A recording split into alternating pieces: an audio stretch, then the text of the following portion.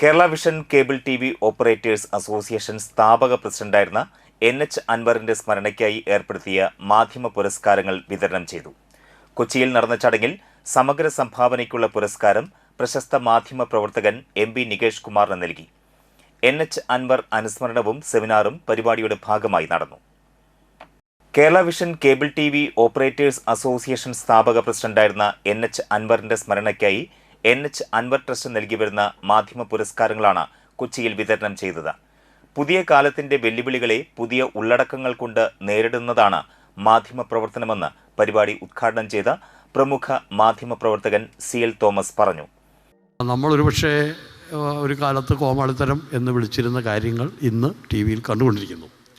ഏതായാലും മാധ്യമ പ്രവർത്തനം അതാവാൻ ന്യായമൊന്നുമില്ല. പുതിയ കാലത്തിൻ്റെ വെല്ലുവിളികളെ പുതിയ കണ്ടന്റ് കൊണ്ട് എങ്ങനെ നേരിടണം എന്ന് കണ്ടെത്തുന്നിടത്താണ് മാധ്യമം ഈ രൂപത്തിലുണ്ടായിക്കൊള്ളണമെന്നില്ലല്ലോ. മാധ്യമങ്ങൾ കമ്മ്യൂണിക്കേഷൻ എന്ന് പറയുന്നത് സാധ്യമാവാതെ മനുഷ്യകുലത്തിന് നിലനിൽക്കാൻ കഴിയില്ല. അപ്പോൾ ആ കമ്മ്യൂണിക്കേഷൻ നടക്കും. പ്രശസ്ത എഴുത്തുകാരൻ professor BS Anilkumar NH Anwar അനുസ്മരണ പ്രഭാഷണം നടത്തി.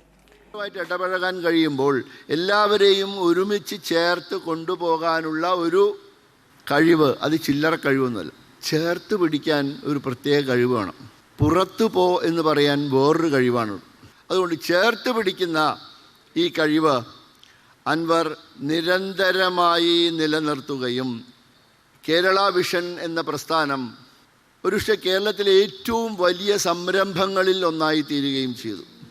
മലയാളത്തിലെ തത്സമയ വാർത്താ മാധ്യമ രംഗത്ത് വിപ്ലവകരമായ കുതിപ്പുകൾ സാധ്യമാക്കിയ MP നികേഷ് കുമാറിന് സമഗ്ര സംഭാവനയ്ക്കുള്ള ആജീവനാന്ത പുരസ്കാരം നൽകി.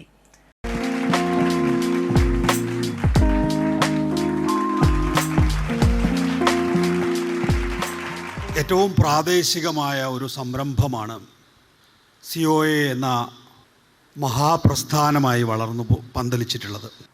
NH അൻവറിനെ പോലുള്ള മഹാവിപ്ലവകാരികളായിട്ടുള്ള ആളുകൾ പടുത്തുയർത്തിയിട്ടുള്ള NH അൻവറിനോടൊപ്പം വേദിയിലും സദസ്സിലുള്ള നിരവധിയായിട്ടുള്ള നിങ്ങളെപ്പോലുള്ളവരുണ്ട്. അപ്പോൾ ഈ പ്രസ്ഥാനത്തിന് ഇനി കിതച്ച് നിൽക്കാനൊന്നുമില്ല.